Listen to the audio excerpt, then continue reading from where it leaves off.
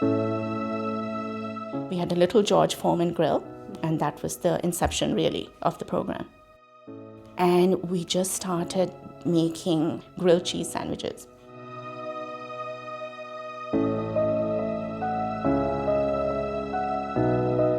My name is Shamila Lakhani. I was born and raised in Sri Lanka. I immigrated to Canada when I was 14. And once we were in Richmond, I joined St. Anne's in 2001. The program originally started almost 12 years ago. They had a lunch program at Hugh Boyd High School, which was done by one EA, and she basically ran this program for 25 years. It was a one-woman show. A few of the parishioners went over to Hugh Boyd to observe what was happening and if we could help. And we just started making 125 to 130 grilled cheese sandwiches and tomato soup. So this program has evolved through the years. And now we are at the point where the federal government has given money to the various school boards across Canada. So the Richmond School Board got a grant as well.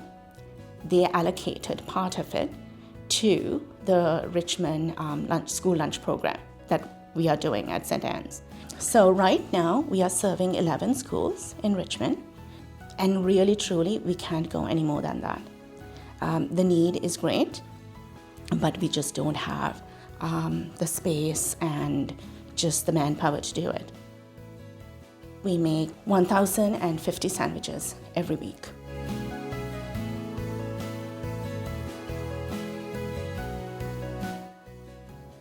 We have 25 volunteers, and each day my goal has been to have a minimum of 5 volunteers.